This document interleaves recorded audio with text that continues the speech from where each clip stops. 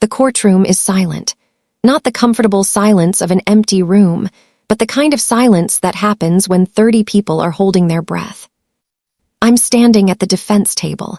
My hands are folded on the wood in front of me, still as water. My lawyer leans forward and whispers something I don't hear. I don't hear a lot of things anymore. I've learned to listen only for what matters.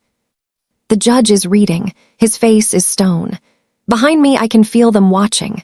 Michael, Victoria, her father, the attorney, all of them leaning forward in their seats, certain of what comes next. They have no idea what's coming. The judge looks down at the documents in his hands, bank statements, text messages, audio files, medical records. Everything I've spent 18 months collecting. Everything they swore didn't exist. Everything I promised myself I would find. He closes the folder slowly. This court finds the defendants liable on all counts, he says. Victoria's breath catches. I hear it from here. Michael's face goes white. Actually white. The kind of white that happens when a person realizes they've miscalculated everything. But I'm not watching them. I'm looking at my hands. Still. Calm. Not smiling. Not because I'm controlling myself, I'm past that now, but because this moment isn't about how I feel. This moment is the punchline, and the punchline only works if I stay quiet while everyone else falls apart. This is what they get for raising me to be patient. This is what they get for teaching me that the quiet ones are always the most dangerous. Now rewind, go back to the beginning. Go back to when I was still just a girl who believed that love meant everything. Part 2, the normal life. 6 minutes. My name is Alina. Most people call me Elle. I'm 34 now, but this story starts when I was 16. I remember the exact date because it's the kind of thing you remember, the day everything changed, but you didn't know it yet. It was October 12th, 2005. A Tuesday. My mother was in the hospital. My father had already been gone for 2 years. Michael was 8 years old. The social worker explained it to me very carefully, like I might break. Your mother's condition has progressed, she said, clinical, distant, like she was talking about weather. She'll need full-time care. The state can place your brother in a group home or... I didn't let her finish. I remember my own voice, which sounded older than 16. I remember saying, I'll take care of him. The social worker looked at me the way adults look at children when they're about to tell you that the world doesn't work the way you think it does. You're a minor, she said. Your mother will need to grant full guardianship. We'll have to... I don't care what you have to do, I said. He's my brother. My mother was in that hospital bed, her eyes clear, her mind still intact even though her body was betraying her. ALS moves slowly sometimes. It likes to let you watch yourself disappear. She reached out her hand, the one that could still move, and grabbed my wrist. Don't sacrifice yourself, she whispered. I was 16. I didn't know what that meant. I thought it was something grown-ups said when they were being dramatic. Sacrifice yourself. Like I was a knight in a fairy tale, like there were other options. There weren't other options. I dropped out of school 3 months later, got my GED online, started working at a dental office, filing, cleaning, scheduling appointments. The owner, Dr. Patterson, hired me even though I was technically too young because I told him I was reliable. I was. I showed up early. I stayed late. I did everything he asked without complaining. Michael's school was 3 blocks away. He had a key to our apartment. I made lunch for him every Sunday and put it in containers labeled Monday, Tuesday, Wednesday. I showed him how to use the microwave. I helped him with homework at night, even though I was exhausted, even though my feet hurt, even though there were moments when I would sit on the bathroom floor and cry because I was so tired I couldn't remember my own phone number. My mother died when I was 19. Michael was 12. He cried for 2 weeks straight. Then he stopped. He became this quiet, careful version of himself, like he was trying very hard not to be a burden. That's when I knew I'd done the right thing and also that I'd made a terrible mistake, because I had raised him to believe that love meant silence, that care meant sacrifice, that taking care of people meant erasing yourself. I got 2 jobs, dental office during the day, retail at night, weekends at a wine shop. I got an apartment with an extra bedroom. I made sure Michael had the good things, baseball camp, a decent school, clothes that weren't secondhand. I made sure he knew that he was wanted. But I was always tired. I was always tired for 17 years. Michael got into UCLA, full scholarship. He called me crying, actually crying, which he never did. I remember where I was standing, in the break room at the dental office, holding a phone with a cracked screen, listening to my little brother tell me he was going to make it. "Of course you're going to make it," I said. "You've always been going to make it." He graduated with honors, got a job at a real estate firm, started making more money than I would see in my entire life. He bought a condo in Santa Monica, started dadding. This is where the story gets complicated. This is where I should have been happy. And I was so happy for him, but I was also invisible. You don't notice it at first. You notice it the way you notice the seasons changing, not as an event, but as a gradual shift in the light. Michael was in his life, his job, his girlfriend, and I was still in our mother's life, in his childhood, in the past. When he called, it was short conversations. He had dinner plans. He was busy with work. He'd text me back tomorrow. I never said anything about it. What would I say? That I was hurt that he had a life. That the whole point was for him to have a life. I had spent 18 years making sure he could leave, and now I was angry that he left. That's not the kind of thing sisters say out loud. So I didn't say it out loud. I just felt it, quietly, the way I felt most things. Michael met Victoria when he was 26. She was beautiful. That's not the kind of observation that matters in a revenge story, but it's the truth. She had the kind of face that people turn around to look at. Long, blonde hair. The kind of body you can only get with personal trainers and discipline. She always smelled expensive. She also had a name, which turned out to matter more than the face. Victoria Ashford Rothschild. Her father, Charles Rothschild, was a partner at Rothschild and Finch, one of the biggest commercial real estate law firms on the West Coast. Her mother came from old money. The kind of old money where your great-great-grandfather owns the building and all the buildings around it. Michael had never had any money. He had worked his way up. He was proud of that, or at least he had been. Around Victoria's family, he became apologetic about it. She brought him into their world. Charity galas, country club dinners, weekends at their Malibu house. Suddenly, Michael wasn't calling anymore because he was always traveling with her. He wasn't asking me to dinner because he was being invited to fundraisers instead. I remember the first time I met Victoria's family. It was at their house, a glass and steel thing that looked like it had been designed to impress rather than to be lived in. I had taken 2 buses to get there because I didn't have a car. I was wearing a dress I'd bought from Nordstrom Rack. It was nice. I'd saved for it, but it was obviously not from the right place. Victoria's mother looked at me, the way you might look at something that had gotten stuck in your shoe. "So you're the sister," she said, not unkindly, just factual, like she was confirming that Michael had mentioned me at some point. "Yes," I said, "I'm a leaner." "That's lovely," she said, and turned away to talk to someone else. Charles Rothschild shook my hand. His grip was firm, professional. "Michael speaks very highly of you," he said. It was the kind of thing you say to someone you've already forgotten about. Michael watched the whole thing from across the room. I could see the calculation in his eyes, the way he was checking to see if I was upset, the way he was preparing his apologies. I smiled at him to show him everything was fine. Everything was fine. That's what I told myself. That's what I kept telling myself, even as Michael's life became a glossy magazine spread, and mine stayed exactly where it had always been, quiet, small in the background, holding everything up. Part 3, The Betrayal. 6:12 minutes. Michael called me on a Wednesday morning in March. He was excited. His voice had that particular pitch to it that I remembered from childhood, the exact same tone he'd used when he was about to tell me something big. "I'm getting married," he said. I was at work, at the dental office, Filing, always filing. There's something about that job, the repetitive motion, the nothing that needs to happen, that had become meditative to me. I had moved up to office manager, but I was still doing the filing because I was the best at it and nobody else would do it right. I put the file down slowly. To Victoria, I asked. I meant it as a joke, obviously to Victoria. I'm asking her this weekend, he said. I just needed to tell you first. You've always been first.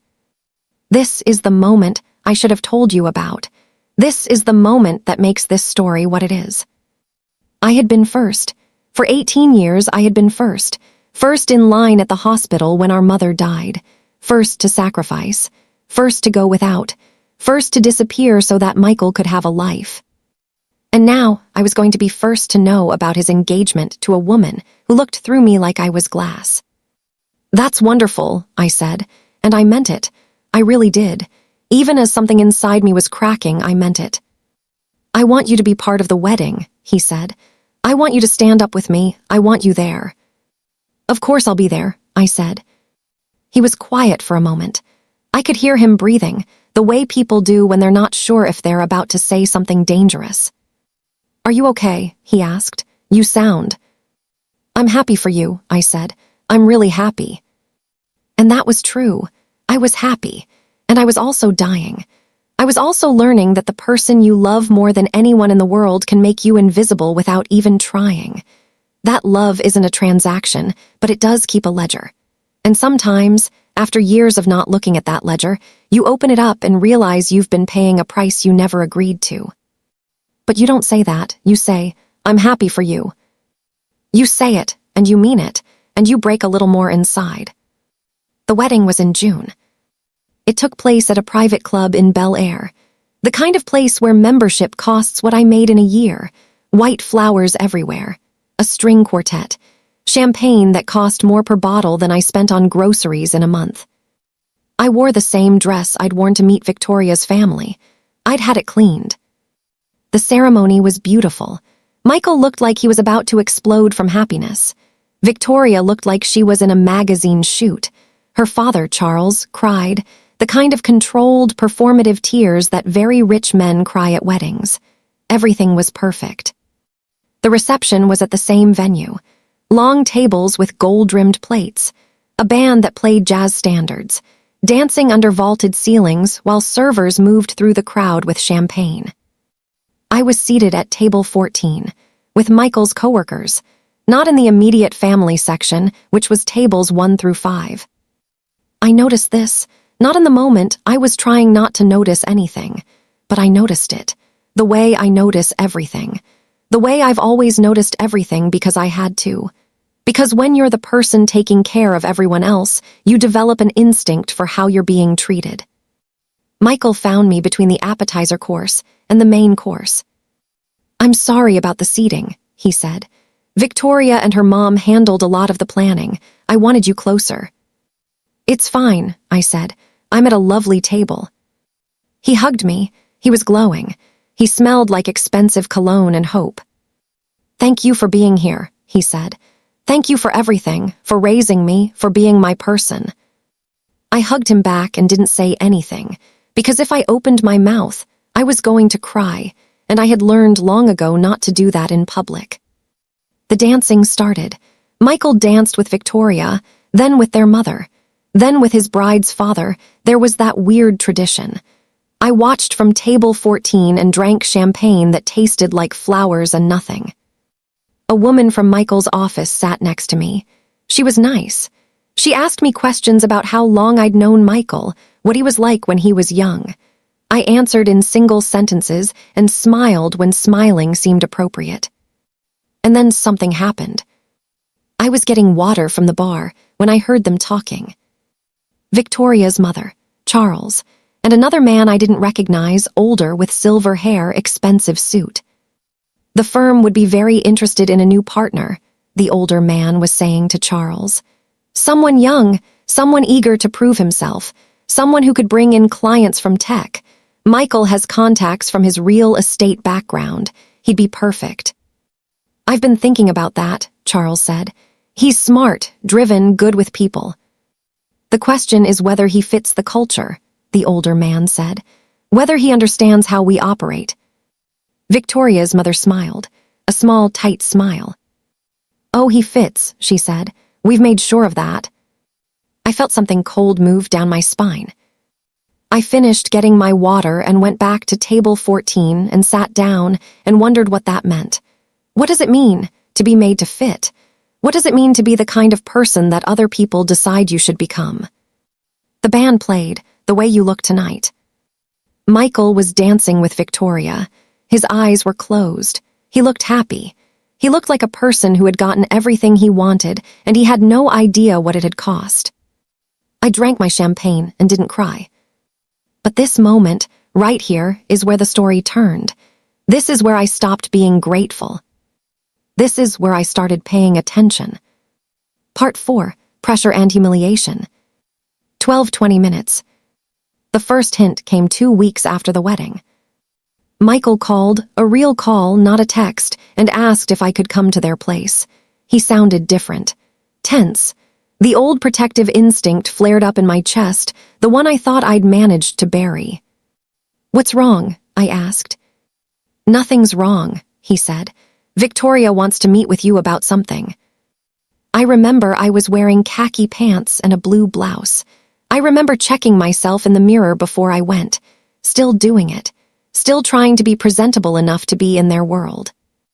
Their house was in the Hollywood Hills, not a glass and steel thing like Victoria's parents' place, but close, modern, white, impossibly clean in a way that suggested someone came to clean it every day.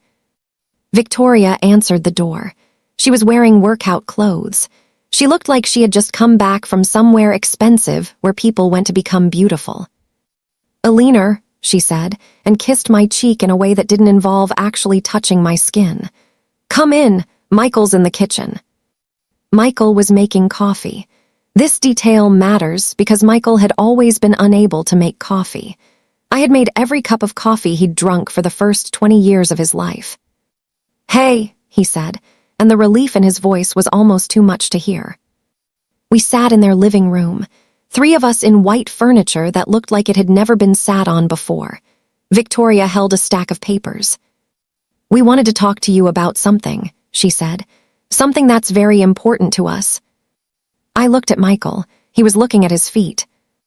"Michael's family," Victoria continued, "is a reflection of him, his values, his stability, the kind of person he is." This was not how conversations start, if they're going to be good conversations. "I'm not sure what you mean," I said carefully. "What Victoria's trying to say," Michael interrupted, "is that we've been thinking about children, about building a life, and we want to make sure that everything in Michael's past is clean." "Clean," I repeated. Victoria placed the papers on the glass coffee table. I could see my own name on the top page. "You've had some financial difficulties," she said.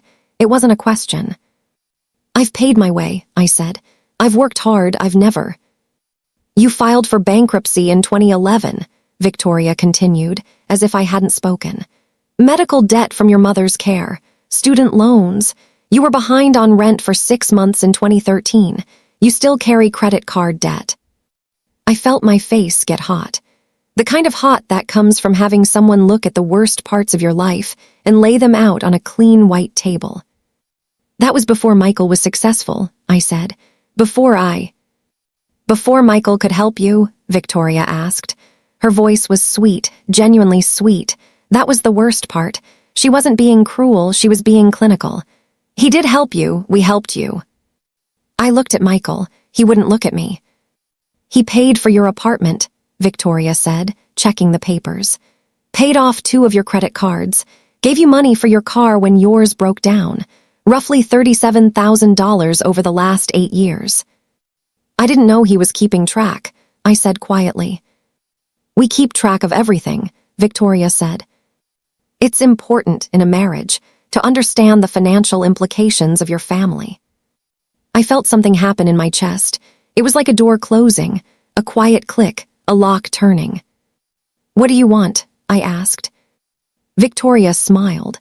She set down the papers and clasped her hands together. "We want you to understand that you have a very important role to play in Michael's life," she said. "You've been his biggest support system, but that's changing. Now Michael has me. Now Michael needs to focus on his career, his goals, our future." "Okay," I said. "We're going to need you to step back," she continued. "Stop calling so much. Stop showing up without an invitation. We're going to need you to establish some boundaries." I looked at Michael. He was staring at his hands like they belonged to someone else. "And if I don't?" I asked. Victoria's smile didn't change. "Then we'll have to decide whether a relationship with you is worth the stress it's causing Michael," she said. "We'll have to think about what's best for our family, for the children we're going to have, for Michael's career. And Michael, I think, will agree that his future is more important than his past." She said this like she was explaining basic mathematics.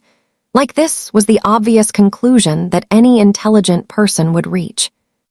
"Michael," I asked. He looked at me. For just a second, he looked at me, and I could see him in there, the 8-year-old boy I had raised. The one who'd trusted me completely. The one who'd believed I would always save him. "I'm sorry," he said. And then I left. I didn't cry in the car. I didn't cry when I got home. I didn't cry for 3 days. On the 4th day, I allowed myself to cry for exactly 20 minutes, and then I stopped, and I never cried about it again. But everything after that was different. Because now I understood. Michael had never been mine to lose, because he had never really been mine. He had been borrowed. The state had borrowed him to me temporarily, and I had been foolish enough to believe I could keep him just by loving him enough. Victoria started running into me at places. Grocery stores, coffee shops. She would be friendly. She would ask how I was doing. She would tell me stories about Michael as if we weren't both aware that I had known him first. She started a rumor at my workplace that I was taking money from Michael, that I was manipulating him, that I needed to establish independence. One of my coworkers asked me about it. I just said, "It's a complicated family situation," and went back to my filing. But people remember rumors. Even after you deny them, something sticks. Michael stopped calling. Not all at once, it was gradual. The calls got shorter. The responses to my texts took longer. Then there were no calls, then there were barely any responses. I watched from a distance as he was molded into shape. Charles got him the partnership. Michael started wearing Brioni suits. He joined the country club. He and Victoria hosted dinner parties with the kind of people who inherited their jobs and their opinions. And I was just left behind. 6 months later, Michael's best friend from childhood called me. His name was Danny. He was getting married. Michael didn't attend the wedding. Victoria had decided that Danny was not the right influence, that they had outgrown friendships from their youth, that it was time for Michael to think about the company he kept. Michael agreed. I went to Danny's wedding.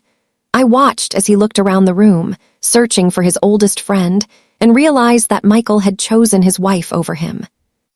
I realized I wasn't special. I was just first. And being first meant you got left behind first. Part 5, Silent Transformation. 26 minutes. The moment it switched was the moment I stopped waiting for Michael to come back. It was a Tuesday. I was at the dental office, filing as usual. A patient came in and she looked familiar. It was Victoria's mother. She didn't recognize me, or if she did, she didn't show it. She smiled at the receptionist like the receptionist was a person, and then she sat down and read a magazine. I watched her from the filing room, watched the way she moved through the world like she owned it, watched the way the receptionist smiled at her differently than she smiled at the other patients. Power does something to people. It makes them occupy more space. And that's when I understood. Victoria hadn't just separated me from Michael. She had done it on purpose, deliberately, systematically, the way you might separate a calf from a herd, the way you might remove a witness. Because I was a witness to who Michael had been before. And that witness was dangerous. I stopped going out. I stopped doing things for myself. I took on extra hours. I saved every dollar. I opened a new bank account that no one knew about and started funneling money into it, $5 at a time if that's what I had. On weekends, I started researching. I learned that Victoria's father had been involved in 3 lawsuits over the years. I learned that the Rothschild firm had been accused of harassment by multiple women. I learned that there was a pattern: young attorneys, fresh out of law school, who worked at the firm for 3 years and then disappeared. I learned about Michael's new title, Director of Development. It was a position that had been created specifically for him. I learned about the deals he had closed: $300 million in commercial real estate over 2 years. I learned that his signature was on documents. His name was attached to projects. His success was very, very public. And then I started going through public records. I went to the library. I used their computers. I printed out pages. At night in my apartment, I spread them out on my kitchen table and I read them, all of them. And I found the first thread. It was a property development in downtown LA, a hotel project, approved in 2010. Michael's name was nowhere on it. It was all Rothschild's firm. But the contact information for the project manager, that email address, didn't exist anymore. Neither did the phone number. Neither did the project manager.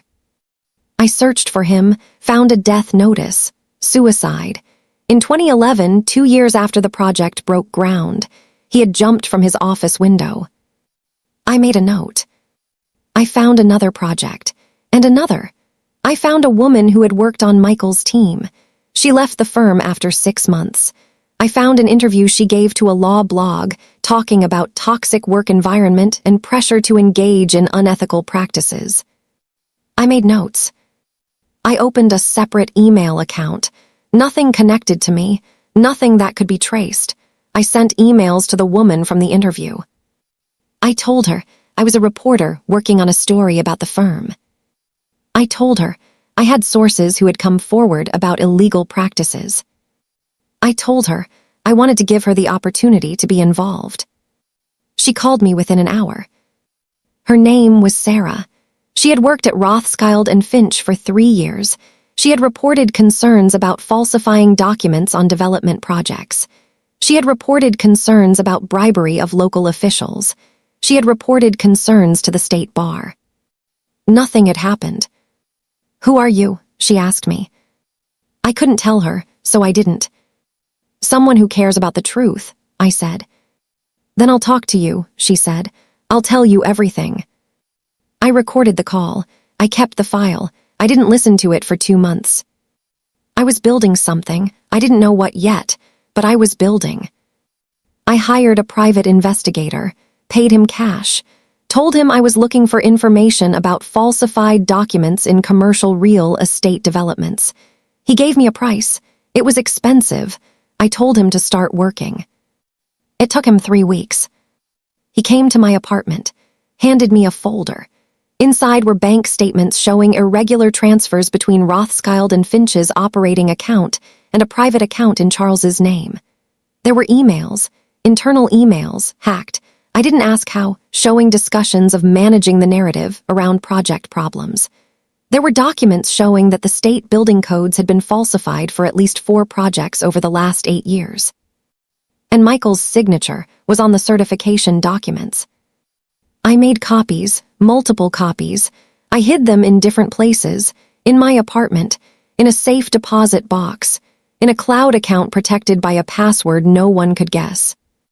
I was 18 months in when I decided to contact a lawyer. Not just any lawyer, a lawyer who had been targeted by Rothschild and Finch in court. I found court records showing that this lawyer, Marcus Webb, had represented someone in a case against one of the firm's clients. The firm had tried to disqualify him. The attempt had been denied, but there was blood in the water.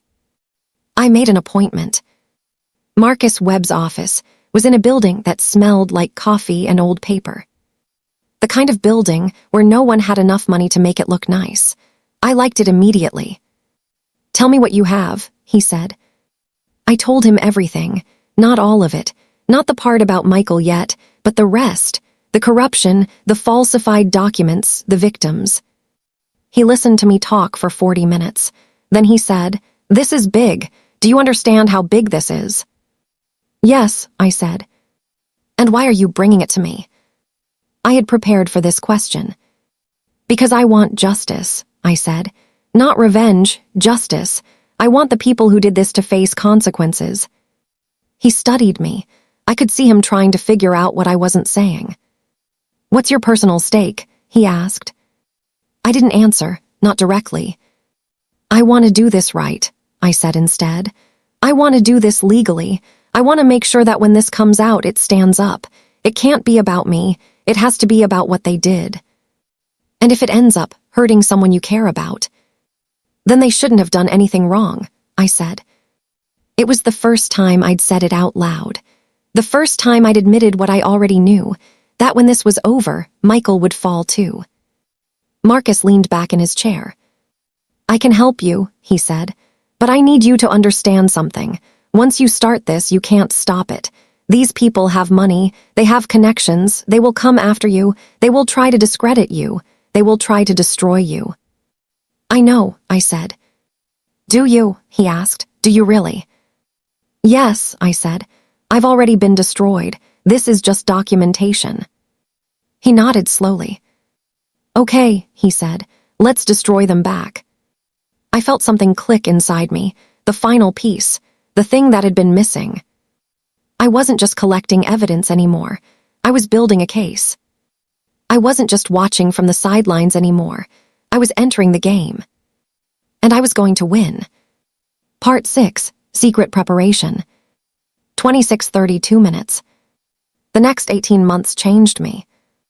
I stopped thinking of my apartment as a home. It became a command center. My kitchen table became my desk. One wall became covered with documents, photographs, timelines. I bought a shredder and destroyed everything sensitive. I encrypted my files. I used technology I'd never used before because I had to. I learned to do things I never thought I would do. I learned how to access public records databases. I learned how to read financial statements. I learned how to track phone numbers and email addresses. I learned how to tell when someone was lying by the way they composed their sentences. Marcus and I had weekly meetings, always at different locations. Coffee shops, parks, once sitting in our cars in the parking lot of a movie theater. He taught me about discovery, about court proceedings, about the way the legal system could be used as a weapon if you knew how to hold it properly. The goal, he said, is to make them understand that their only option is to settle, to admit guilt, to pay. Is that justice? I asked. It's all the justice you're going to get, he said. I started reaching out to the other victims. The project manager who killed himself, I found his parents. Older, broken-looking people who lived in Pasadena. I brought them coffee. I told them I was working on something that might give them answers about what happened to their son. The mother cried. We always knew something was wrong, she said, but everyone at the firm said he was struggling with depression, that it wasn't their fault. I made a note. I found the woman who had worked on Michael's team. She was working as a paralegal at a different firm, making half what she used to make. I met her for lunch. I heard you were looking into this, she said. I heard you were trying to take them down. I'm trying to find the truth, I said. The truth is that they're predators, she said. Michael was terrible. He was arrogant. He didn't care who got hurt as long as he made money. Can you testify to that? I asked. Yes, she said. I can, I will. I made a note. I hired another investigator, a woman named Donna Chen who specialized in financial crimes. She spent 3 weeks deep in the firm's accounting. She found more, so much more, overbilling on projects, fraudulent expenses, retainer fees that had never been earned. She estimated the total fraud at over $40 million over the past 10 years. When she gave me her report, she said, "This is sophisticated. This is planned. This didn't happen by accident." Charles Rothschild planned it, I asked. Charles Rothschild created an environment where it was inevitable, she said. The question is whether everyone in the firm participated or if he isolated people he knew would be more flexible. I thought about Michael. Michael, who I'd taught to be good, who I'd raised to care about people, who I'd sacrificed everything for so that he could have opportunities. Michael, who had become exactly like the people who were destroying him. I recorded phone calls, not illegally, well, not technically illegally. California has one-party consent. I could record as long as I was on the call. I called Michael. I hadn't heard his voice in over a year. "Eleanor," he said, the surprise was genuine. "Hi, how are you?" "I'm good," I said. "I was thinking about you, about old times." I was recording. My hands were shaking, but my voice was steady. "Yeah," he said, it's been a while." "It has," I said. "How's work going? I heard you were doing really well at the firm." "It's great," he said. "Really fulfilling. I'm working on some amazing projects." "Tell me about one," I said. He told me about a development in downtown, luxury apartments, mixed-use space. It sounded great. It also sounded like one of the projects I had documentation on. One of the projects with falsified building codes. "That sounds incredible," I said. "You must be very proud." "I am," he said. "Victoria is proud too. We're thinking about buying a house, something bigger, for when we have kids." I closed my eyes. "That's wonderful," I said. "You deserve to be happy." "I know we haven't talked much," he said, "but that's going to change. Things are going to change, I promise." "Are they?" I asked. "Yes," he said. "I'm going to make it up to you. I've just been focused on work. But I'm going to fix things. I'm going to call you more. I'm going to be a better brother." I hung up after that. I couldn't listen to him promise things he didn't understand. I had the call transcribed. I added it to my file. The weeks turned into months. I worked. I collected evidence. I organized it. I categorized it. I created a timeline that showed the progression of fraud over a decade. And I waited. Because Marcus said, "We have to be patient. We have to make sure this is airtight, because when we move, we only get one shot." I was good at patience. I had been practicing it my entire life. In the evenings, I would look at my wall of documents and imagine what would happen when this all came out. I imagined Michael's face when he realized what was coming. I imagined Victoria's expression when she understood that the man she had married had been lying to her all along. I imagined Charles's composure cracking under the weight of his own guilt. And I imagined myself standing quiet in a courtroom while everyone who had hurt me finally got what they deserved. It kept me going. It was the only thing that kept me going. Part 7, The Twist. 35 minutes. I was making lunch when Marcus called. It was a Tuesday. I was at my apartment making a sandwich and my phone buzzed. I almost didn't answer. I almost let it go to voicemail. "We have a problem," Marcus said. I set down the sandwich. "What kind of problem?" "Charles Rothschild knows," he said. "Someone tipped him off. He's been calling people. He's been reaching out to his contacts. He knows someone is investigating him." My stomach dropped. "How?" I asked. "I don't know yet," Marcus said. "But we need to move faster. We need to file now before he can cover his tracks." "Are we ready?" "No," Marcus said, "but we're out of time." I hung up and sat on my couch and felt the weight of everything shifting. The careful plan, the 18 months of preparation. It was all about to collapse into reality. I called Donna Chen. "He knows," I said. "Shit," she said. Okay. He's going to destroy everything that's incriminating. He's going to claim the documents are fake. He's going to hire the best lawyers in the country." "He has the best lawyers in the country," I said. "Then we're in trouble," she said. But then she said something else. "Unless we have something he can't explain away." "What?" I asked. "Something direct," she said. "Something that comes from him, a confession, an admission, something recorded." I thought about that. "Can you get it?" she asked. I thought about Michael, about the promise in his voice, about the way he'd said he was going to fix things. "Maybe," I said. I called Michael. He answered on the third ring. Elle, he said. He sounded surprised and happy, the kind of happy that made my chest hurt. Hi, I said. I know this is short notice, but I was hoping we could meet, just for coffee, just to talk. Of course, he said. I've wanted to talk to you for so long. Tomorrow, I asked. At the place we used to go when you were in college, the coffee shop on Sunset. Yes, he said. I remember that place. Yes, what time? 2:00, I said. I'll be there, he said. I recorded the conversation. I would need evidence that he'd agreed to meet. The next day, I wore a dress. I had my hair done. I looked like someone worth taking seriously. I wore the same dress I'd worn to his wedding. Michael was already there when I arrived. He stood up when he saw me.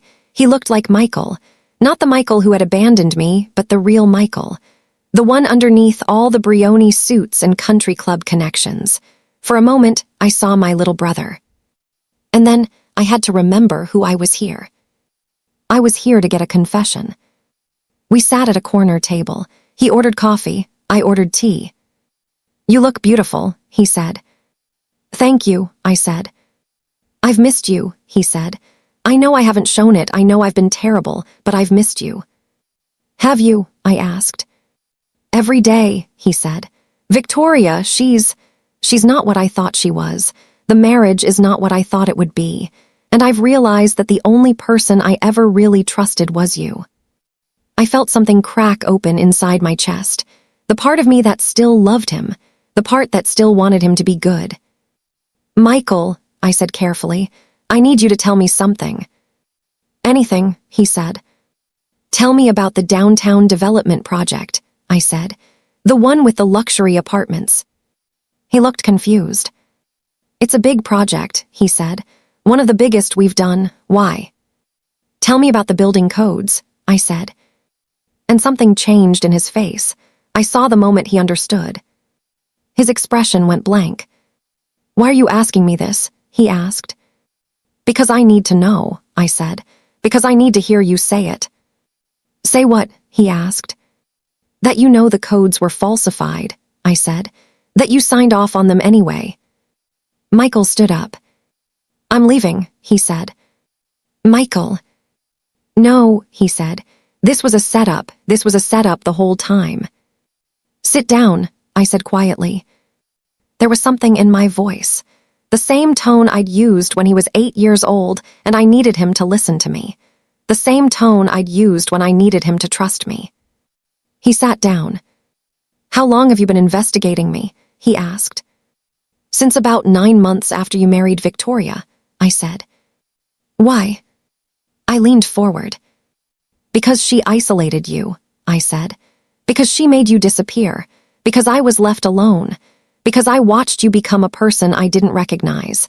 And because I realized that the people you work for are criminals and they've been committing crimes using your name. I didn't know. Yes, you did, I said.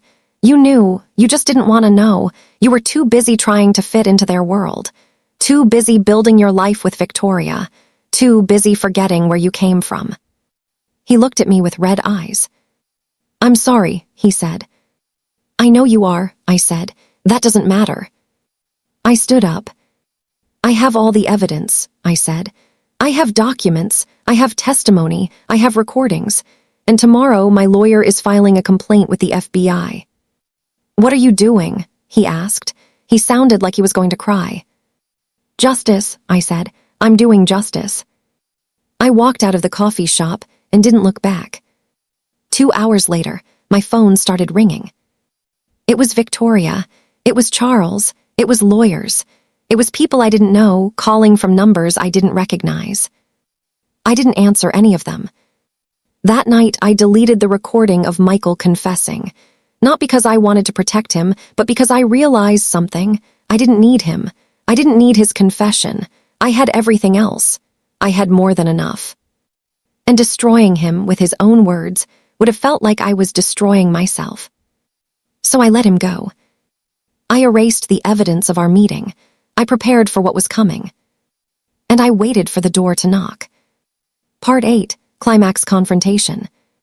38 minutes. The lawsuit hit the news on a Tuesday. Major LA law firm under investigation for widespread fraud, the headline screamed. The article quoted sources. It named names. It mentioned Charles Rothschild. It mentioned Michael by name as a member of the development team. My phone started ringing immediately. News outlets, reporters, people who wanted the inside story. I didn't answer any of them. I had given my statement to the authorities. Marcus was handling the press. I went to work, I filed, I cleaned. I did my job like I had always done it, because that was who I was, the person who did her job, the person who kept going even when everything was falling apart. Dr. Patterson called me into his office at the end of the day. I saw the news, he said, about your brother. Yes, I said. Are you okay? He asked. I realized that in the 15 years I'd worked there, no one had ever asked me that. Not really. Not in a way that suggested they actually wanted to know. I'm fine, I said. I'm better than fine. I did what I needed to do. He nodded. You're a good worker, he said. You know that. You've been a good worker for a long time. You should be proud of yourself. I thanked him and went home. The lawsuit took 3 months to really get moving. During that time, Charles Rothschild hired the best lawyers in California. He started attacking my credibility. He said I was a disgruntled relative with an axe to grind. He said I had fabricated documents. He said I had a history of mental instability. I didn't, but it didn't matter what was true anymore. It only mattered what he could convince people to believe. Victoria filed for divorce from Michael. She did it publicly and dramatically, claiming she had no idea about his unethical behavior. The papers called her a victim, a woman wronged by a man she loved. Michael dropped out of the lawsuit. He hired his own lawyer. He claimed he was cooperating with authorities. He claimed he had been pressured into signing the documents. He claimed he was a victim too. Maybe he was. I stopped thinking about it. The case went to court in November, 16 months after I first walked into Marcus's office. The courtroom was packed. Reporters, photographers, people who had invested in properties that had later been discovered to have falsified building codes, family members of people who had been hurt by the firm's negligence. I wore a dark blue dress, not too formal, not too casual, appropriate. I had learned the vocabulary of appropriateness a long time ago. Marcus presented our case methodically. He brought in the investigators. He brought in the victims. He brought in the financial experts who had traced every illegal transaction. He brought in Sarah, the woman who had worked with Michael. She testified about the pressure, about the way Charles had encouraged them to look the other way, about the way she had raised concerns and been ignored. She cried on the stand. I watched from my seat and didn't cry. I had cried enough. Charles's lawyer was excellent. He was exactly as good as they said he would be. He challenged every piece of evidence. He suggested alternative explanations. He painted a picture of a firm that was trying to do the right thing but had been let down by a few bad actors. The bad actors being Michael and 2 other associates. Michael testified. He was pale. He looked like he hadn't slept in weeks. The prosecutor asked him about the documents. Did you sign this? She asked, holding up a page. Yes, he said. Did you know the building codes were falsified? He looked at me. For just a moment, he looked right at me. I suspected, he said. And you signed off anyway. I didn't want to lose my job, he said. That was the moment that changed everything. Because that was the moment the judge saw a young man who had made a choice between his integrity and his career, a choice between right and wrong. And he had chosen wrong. I had known he would choose wrong. I had known it for a long time, but hearing him admit it there in that courtroom in front of everyone, it hit differently.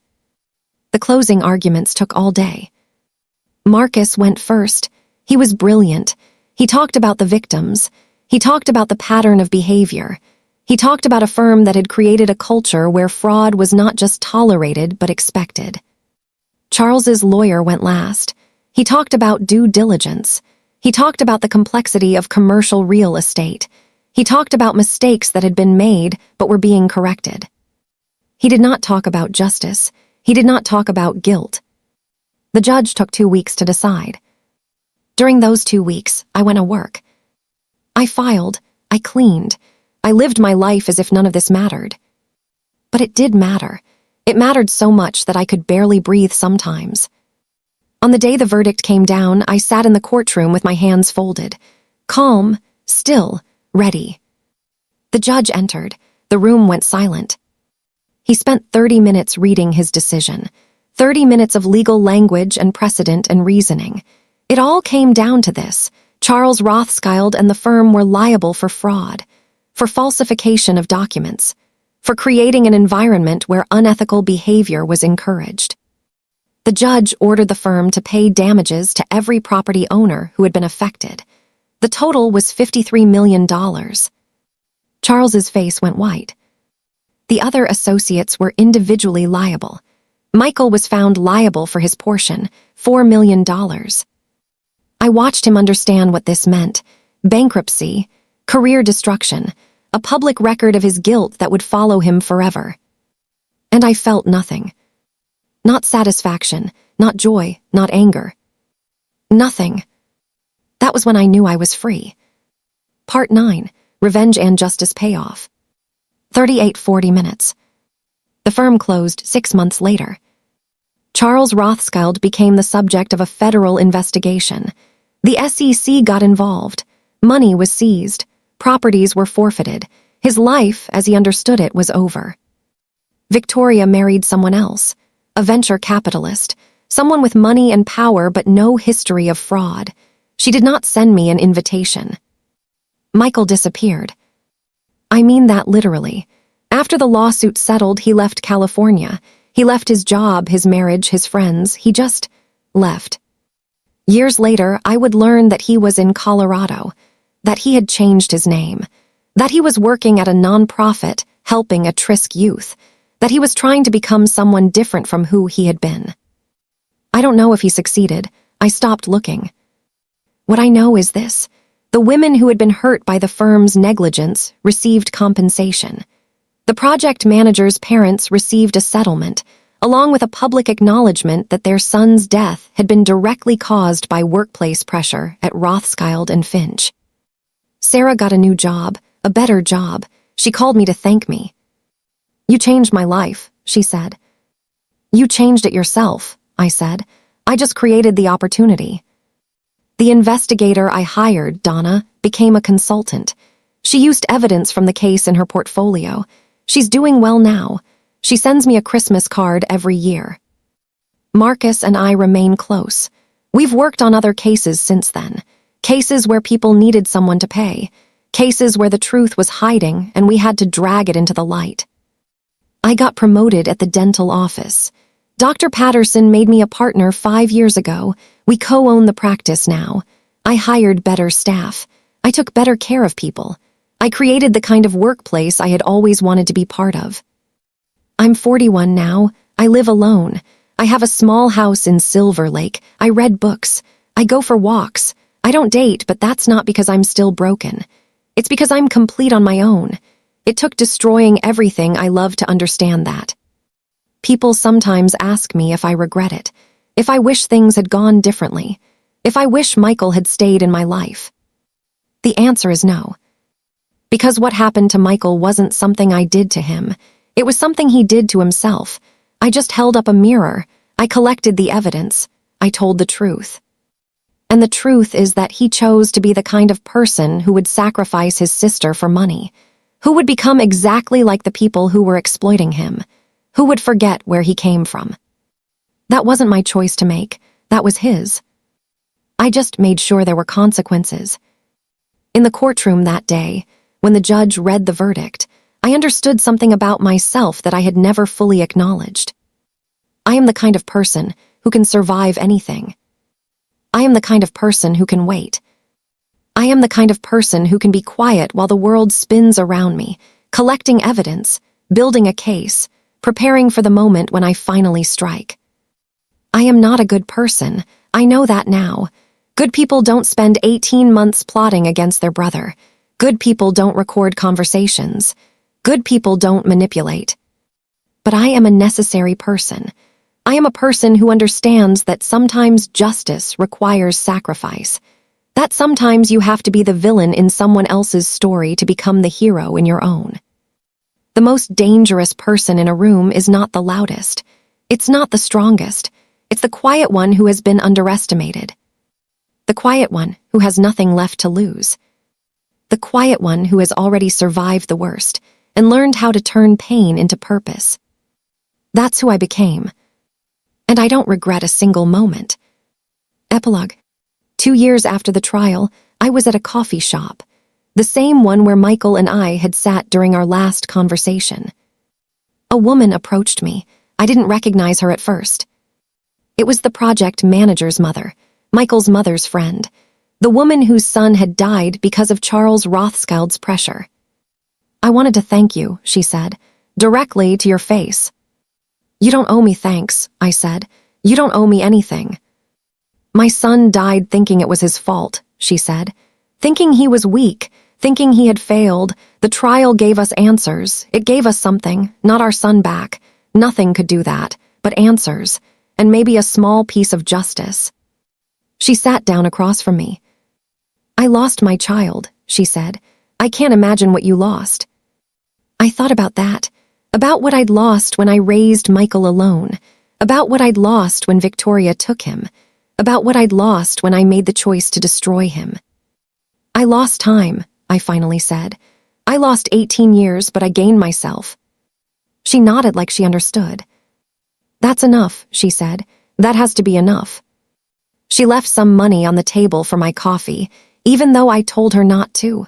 She was the kind of person who couldn't help being kind. I sat in that coffee shop for a long time after she left. I thought about Michael. I thought about Victoria. I thought about Charles Rothschild, who is now serving a federal sentence for fraud.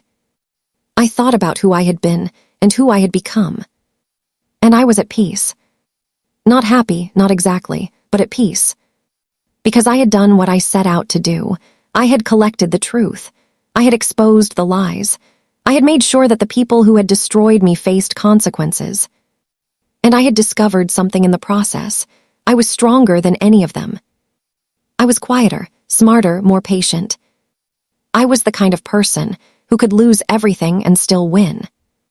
And that, in the end, was the greatest revenge of all.